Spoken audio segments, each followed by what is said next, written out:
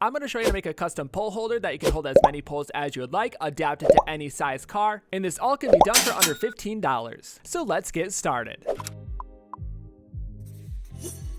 In getting started with supplies, you'll need 4 yards of webbing, 4 buckles, and about 6 feet of Velcro. Now the amount of webbing might vary a little bit based on how wide your car is, but 4 yards should be plenty. You can also use any size webbing. I'll be using 1.5 inch width paired with the 1 inch. I'll also be making one all out of 1 inch so you can see the difference. When it comes to the buckles, the biggest thing you want to make sure is that it matches the width of your webbing. So if you're using 1 inch width webbing, you want 1 inch width buckles. I'm using 1.5 inch width webbing for the main strap, so I'm using 1.5 inch width buckles. And lastly, the Velcro, you may need a little bit more than 6 feet if you plan on making more than 4 holders on the strap. You also want to make sure you get sew on Velcro because it's very hard to stitch through the adhesive. You're also going to want to get this in 1 inch width. But if you're using webbing that's smaller than 1 inch width, then you're going to want to get smaller Velcro. And that's really all it takes for this project. And if you're efficient at sourcing, you can pretty much do this for under $15. And you might be thinking it's cheaper to buy one, but the universal ones probably aren't going to fit your car, and they're not as cool looking as the webbing you can buy. But anyways, moving on to the first step, we're going to cut 2 73-inch strips of webbing. This is going to be used for the main strap that goes across your car. You may need to make adjustments, but remember, you want a little bit extra so you can wrap it around the handles to tighten it down. It's better to cut this longer because you can always trim it down in later steps. For the moment, we can place one of the webbing strips off to the side. Grab a measuring tape and measure up 23 inches from the end. Mark that point with chalk and then repeat this process for the opposite end. Now that we have the placement point marked, we can grab 2 buckles. Separate the buckle, and for this step, we're going to be using just the open side. Feed the webbing through both of the openings on the buckle and slide it up to the placement point.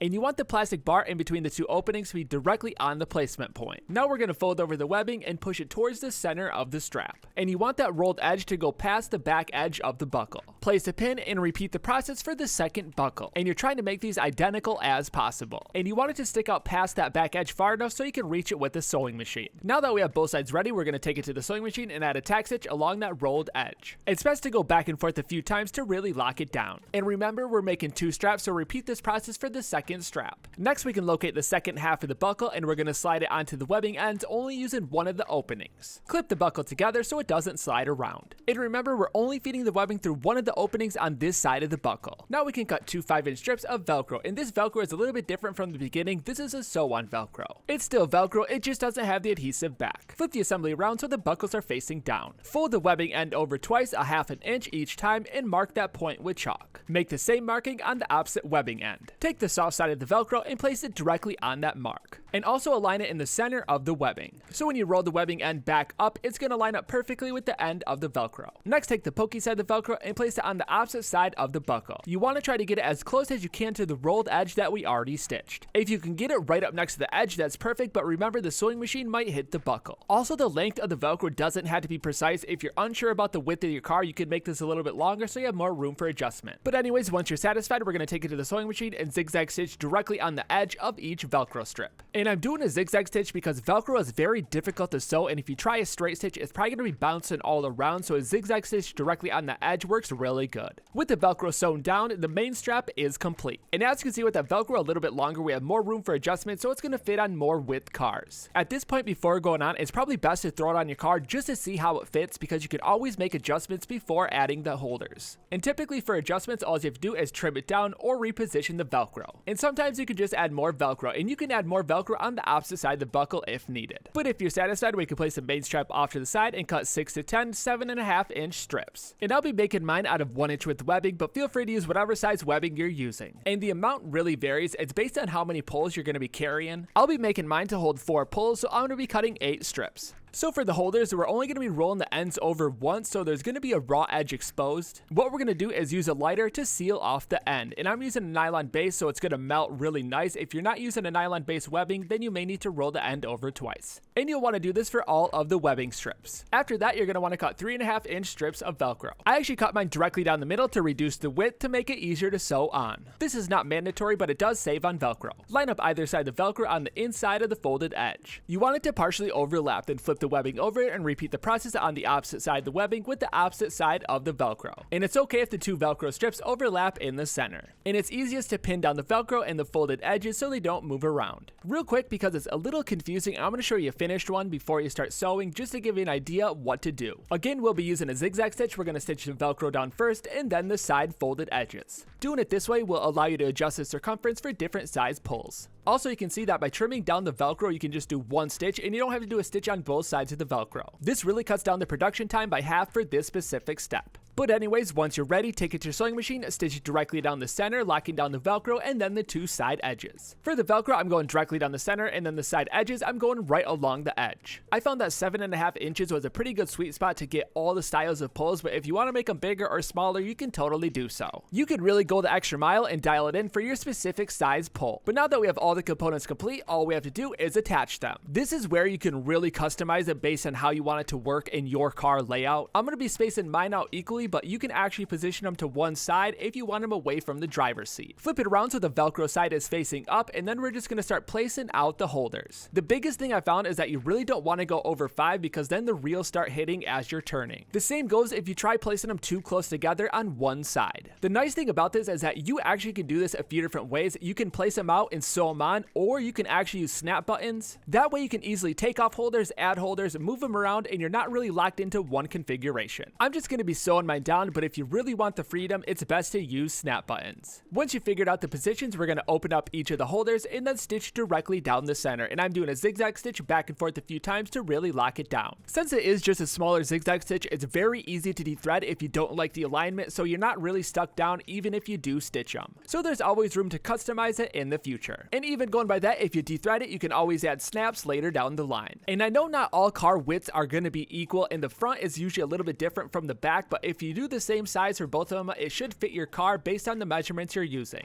And I even think using my measurements with that Velcro buffer should lock it into place and give you a good starting point. And this is a quick look at the 1-inch webbing compared to the 1.5-inch width webbing. Both of the widths work just as good, and you can even go down to a 1/4-inch width webbing and it's going to work good too. But anyways, let's take it over to the car and I'll show you how to install it correctly. Feed the buckle through the handle so the buckle side is facing down, fold the end and place it on the Velcro. I actually had to add Velcro on the opposite side of the buckle to really get it tight for that back section because it was a little bit wider. But the goal is to get it as tight as possible. Then go ahead and slide your pulls in as far as you can. Once you have the pulls in, Velcro each section down. And this is why 7.5 is a pretty good measurement because you can really tighten down the small areas. But the biggest issue with my car, and maybe you'll have the same issue with your car, is that the handles aren't spaced far enough apart. This makes it so I can't wrap the holder around the handle and I can only wrap it around the pull section. It still works fine, holds the pulls, and I have no issues with it, but it's just something to think about. I mainly bring this up is because when you lock around that handle, it really locks the pull down and it doesn't move around back and forth as you go around turns. Having it locked around that smaller circumference, the reels kind of sway with the turns, but luckily none of the reels are actually banging into one another. And again, this might only be an issue with my car because it's very short. If you're working with a shorter car, you might have a similar issue, but most cars, it's going to work perfectly. I actually did come up with a solution. All you have to do is flip the pulls and put them in the opposite direction, but it is a little bit trickier because I load my pulls from the back and getting that reel over the strap is not as easy. The alternative is to load the pulls from the front doors, which makes it kind of hard, but it still works. The thing is though, it's not that big of an issue for me that it doesn't wrap around the holder. It still works just fine and I like it the way it is. Your car might have another connection point besides the handle, so it's worth checking for that too. But anyways, that's going to do it for this video. I hope you had some fun with the project and you made a custom pull holder that fits your car.